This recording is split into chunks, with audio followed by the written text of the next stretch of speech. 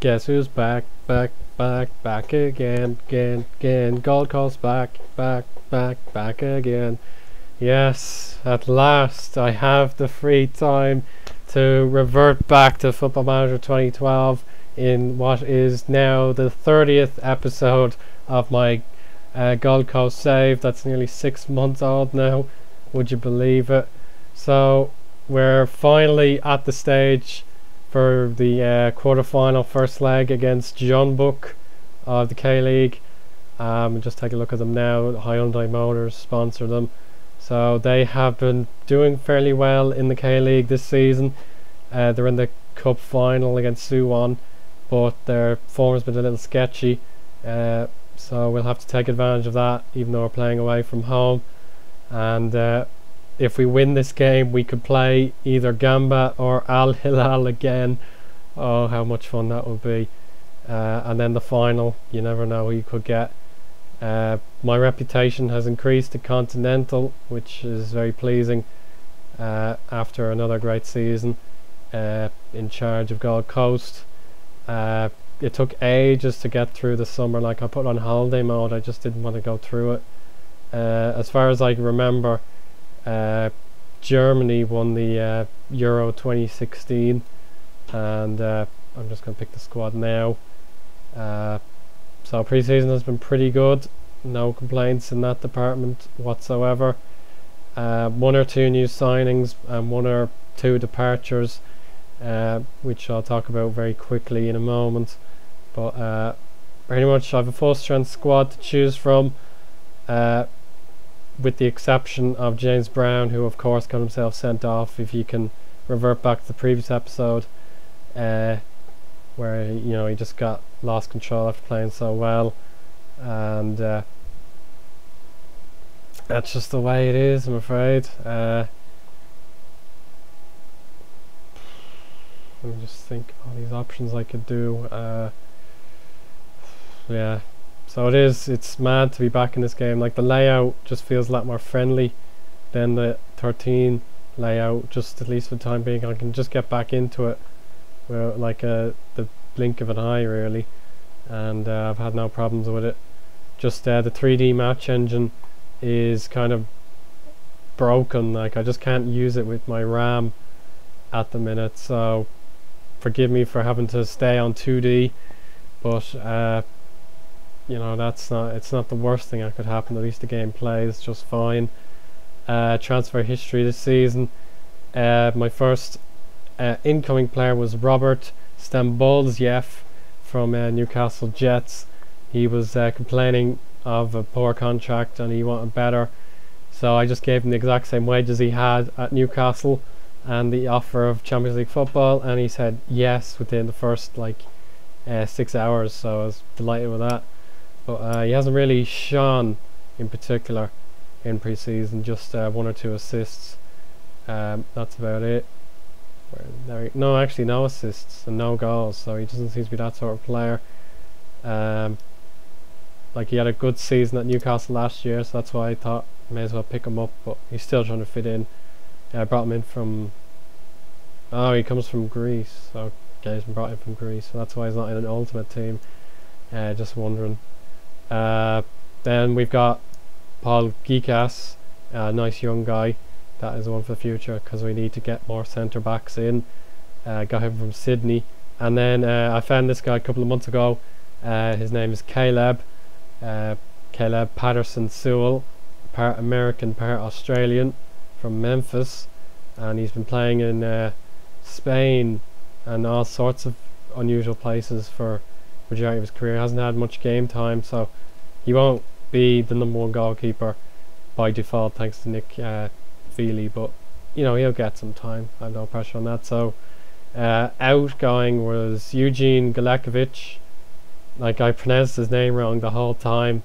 I only realised when Emil Heskey clattered into him on this first day of the A-League season that his name is Galekovic, not Kalkovic. Chris Grossman's gone, Sean Rooney's gone, Mitchell Cooper's gone. Oh, he's actually found Newcastle, okay. And then I sent Spasojevic and Tombeed out on loan, since they haven't been getting very good performances here. And Dylan Tombides is obviously his picture is outdated because he's been diagnosed with cancer, which is terrible, like, for such a young guy.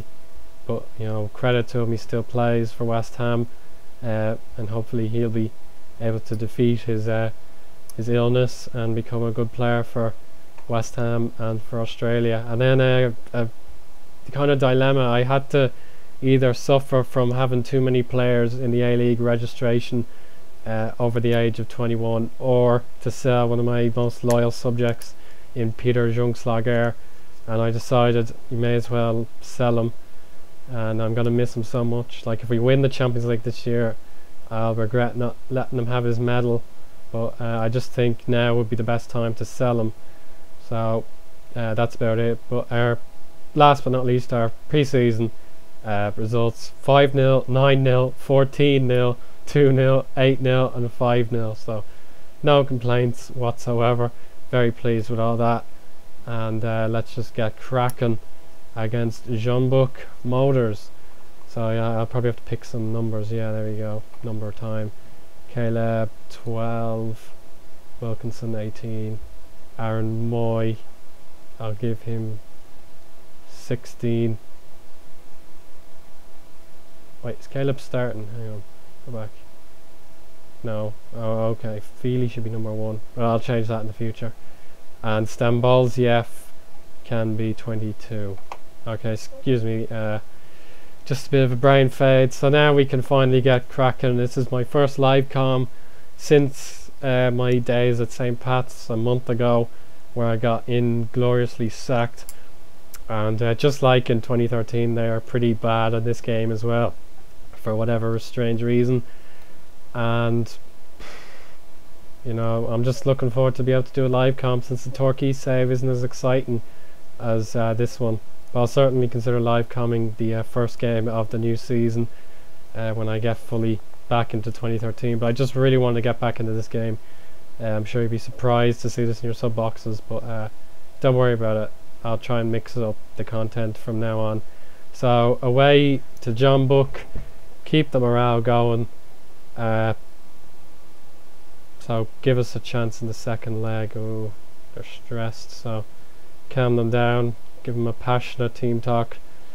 I'm sure we'll be okay, but it honestly depends, like, what type of team turns up, because playing at home we are just so good. Like, we really do take no prisoners. If you need to be introduced to our Gold Coast save, but certainly look back on previous content. Ah, Mitchell, good effort early on within the first minute. So no goals as of yet. Oh, you are joking. Do not. Oh, no way. Oh, I don't believe that. Aaron Moy's big chance to take from James Brown. He's been so good in pre-season, but he hasn't been able to play in the Champions League. So James Holland will get his opportunity.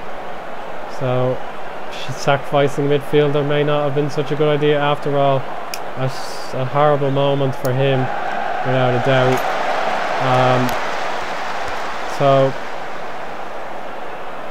what else can I say? I suppose if you're brand new to the save, if you've subscribed to me for Football Manager 2013, probably a bit of backstory.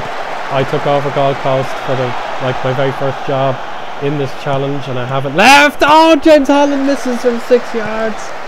Would you believe that? Oh, what a moment if he had scored, as Al Hilal are definitely taking Gamba Osaka, downtown with 2 early goals.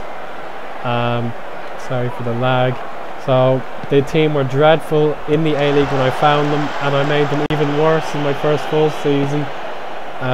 So I decided I'm going to get rid of the old and bring in plenty of new players, and it's worked a treat. That's a lovely tackle by Wilkinson, and Nielsen and Holland can combine, but Nielsen's offside.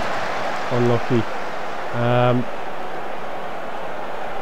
So when I decided to get some new players in, eventually it all started to work out. We got some great players like Mate Duganzic. Nielsen makes it 1-0.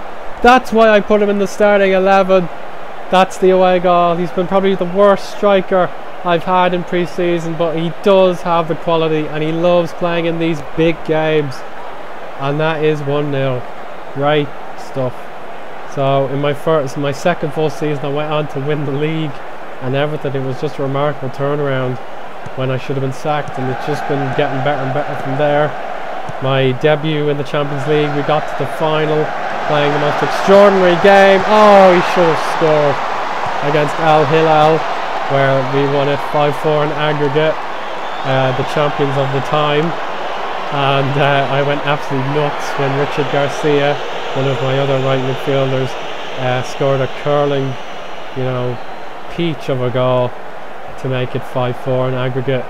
Then we played Suwon Blue Wings in the semis, thrashed them, played Al Gharafa of Qatar in the final, and unfortunately lost 4-2. So this is our chance at redemption. Oh, Nielsen, very unlucky with that opportunity.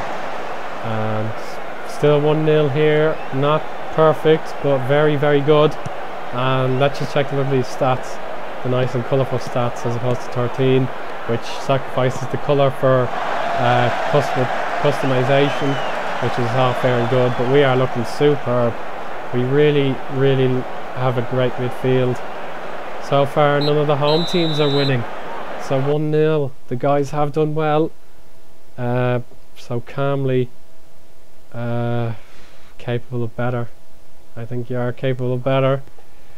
But that Nielsen goal definitely made me feel much better after Moy's injury. Brown is suspended for the second leg as well. So a lot of scratching of heads for me. I have a lot of heads to scratch. If I can't get Moy back in time. An early opportunity for Jeonbuk. And looking just fine so far. That's given away. Oh, it's Suk! Oh, that was appalling from Suk. He will regret that one. I'm going to try and alter these. Yeah, he's just come on at half time actually. I'm going to tell the lads just to tackle him.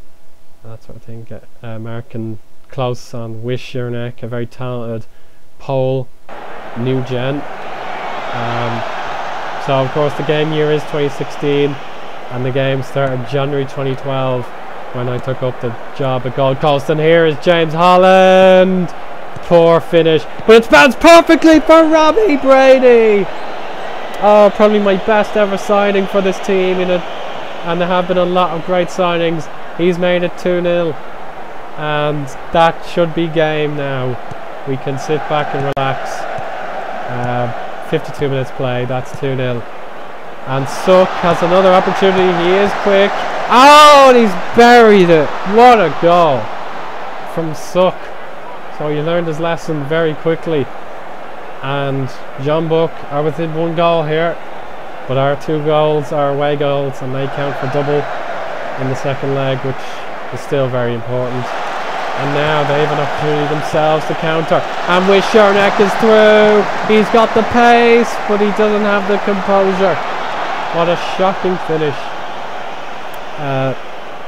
So I was thinking to make a little compilation video using all my saved videos to kind of do a best of 2012 video, just to recap on what I've achieved in my first few months as a full-time YouTube commentator and that sort of thing. So if you would like to see it, please give me a thumbs up. Oh, and he's dribbled straight through. It's 2 apiece, and they've turned it completely around. Oh, this is very uncharacteristic of my Gold Coast players. They've given away a 2-goal lead, and that is definitely not one for the compilation video I was just talking about. What a clanger. Could this be 3? No. We're going to have to go counter-attacking and get the ball forward. Very, very bad performance in the second half. Straight after Robbie Brady's goal, we just looked totally out of our depth. Oh, and it's hit the post. Even though it's offside, and you can just hear the fury of the Jeonbuk support. They're going to make a change, so I will too. Who looks tired or who's not playing well? Halloran, he's usually a splendid player for me. He's not looking too hot, is he? There you go, there's his stats, or there are his stats. I'm gonna have to give Stambolziev his debut, and then take Adama Traore onto the left to give Shannon Cole a break. So here we go. Obviously FM13 has improved on a lot of things to this game, but the team talks are improved in FM13. The director of football is good. The engine is generally better. We're heading into the final 10 minutes now. A bit of a dreary ending. Oh, Thwaite will get there. Good ball from the captain, but no pressure from Brady. We're going to have to put in a vintage home performance in front of our fans, unless Nielsen, look up. Oh, good save. I think Stambolziev was unmarked in the box, so to see Nielsen take a shot was a little disappointing. But Thwaite, you can just see him there, number 3.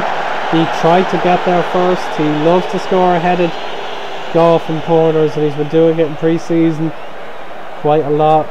But they are against, you know, the inferior lower league semi-pro Aussie teams, as Josh Mitchell gives away a foul.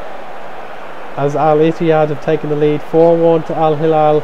Guangzhou have taken the lead as there. We're into the final 3 minutes. Here is our big chance! Oh, and Holland has missed again.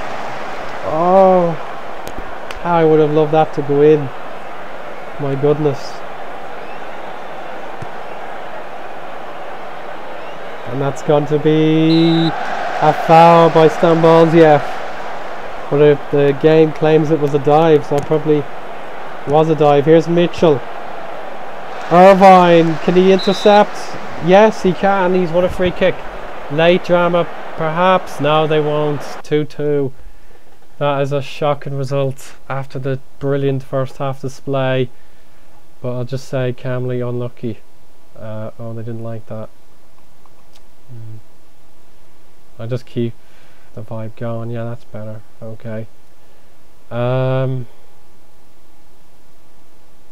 Yeah, since this game is far from over, not happy with Feely for letting those 2 goals slip past.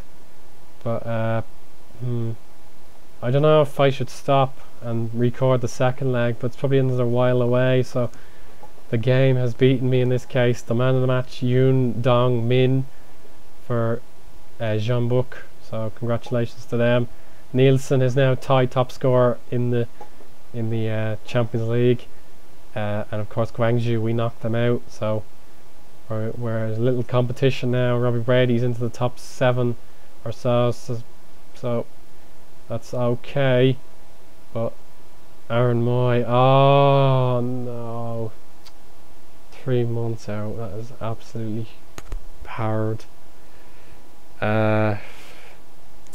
Yeah, so our next game is in a week, but I suppose I'll leave it for now. I just want to get back into the swing of things with my Gold Coast team. So thank you very much for watching. I hope you're happy to see the return of FM12 despite it being well out of date by now, and let me know what you think. But bye for now.